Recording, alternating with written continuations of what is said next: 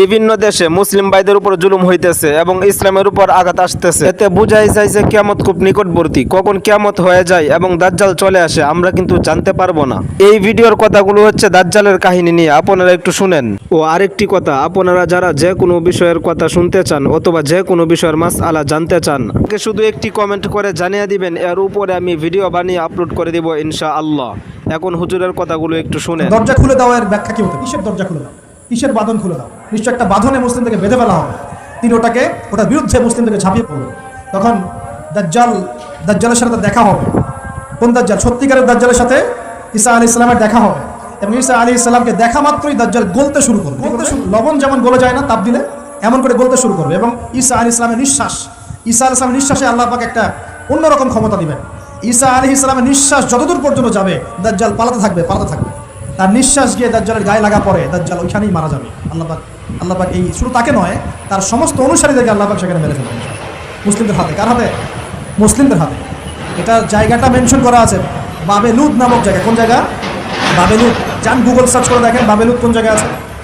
আমি বলে দিব না, দেখেন কোন জায়গায় আছে। তারা ওটা নিয়ন্ত্রণ করছে, দেখেন ওইখানে দাজ্জাল মারা যাবে। মানে সত্যিকারের মাসিহের হাতে মিথ্যা মাসিহ মারা যাবে ইনশাআল্লাহ, ঠিক আছে? এবং তার অনুসারীদের পতন হবে। এরপর ঈসা আলাইহিস সালাম এই ক্ষমতাটা দখল করবেন এবং সারা বিশ্বে তিনি শান্তি শৃঙ্খলা কায়েম করবেন। একজন ন্যায়পরায়ণ শাসক হবেন ইনশাআল্লাহ। এবং তিনি নতুন কোনো শরীয়ত নিয়ে আসবেন না, উম্মতে মুহাম্মাদের শরীয়ত কায়েম থাকবে ইনশাআল্লাহ। এরপরে 40 বছর তিনি রাজত্ব করবে। কত বছর? 40 বছর। তার বিবাহ শাদীও হবে এবং তার ইন্তেকালও হবে। তাকে দাফন করা হবে নবী মুহাম্মদ সাল্লাল্লাহু আলাইহি ওয়াসাল্লামের ঠিক পাশেই। আল্লাহু আকবার। ঠিক তার পাশেই দাফন করা হবে। এরপরে মানুষ আবারও খারাপ হওয়া শুরু করবে। কেমন খারাপ হবে? ও আচ্ছা, মাঝখানে একটা কথা বলতে ভুলে গেছে। ব্যাস, আমি কয়েকদিন আগে রিপোর্ট দেখেছি, পৃথিবীর নিচে কিন্তু আগুনের স্তর আছে। আচ্ছা, জানেন তো? পৃথিবীর নিচে আগ্নেয়গিরিগুলো আছে। পৃথিবীর ভিতরে একটা ঘূর্ণন হয়, সেই ঘূর্ণনের দিক পরিবর্তন হচ্ছে দিন দিন, এমনটা রিপোর্ট এসেছে। দেখেন, আপনি ইন্টারনেট ঘাটাঘাটি করেন। আর অনেকে রিপোর্ট করছে যে পৃথিবী আগে যে গতিতে ঘুরতো, এখন পৃথিবীর ঘূর্ণন গতি একটু বেড়ে গেছে। দেখেন রিপোর্ট দেখেন। ঘূর্ণন গতি বেড়ে যাওয়ার মানে হচ্ছে টাইম দ্রুত পাস করবে। আর শেষ জামানার হাদিস এটাও আছে, সময় দ্রুত পাস করবে, আছে না? এটা হাদিস আসছে।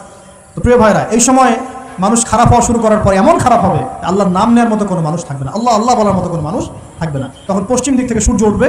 কীভাবে কিয়ামত হবে? নবীজি বলছেন, একজন ব্যক্তি পানি খাওয়ার জন্য পাত্রটাকে মুখের সামনে নিবে, পানি গিলতে পারবে না, কিয়ামত হয়ে যাবে। ভিডিওর কথাগুলো শুনে যদি আপনাদের ভালো লাগে তাহলে অবশ্যই চ্যানেলটি সাবস্ক্রাইব করে পাশে থাকবেন। ধন্যবাদ।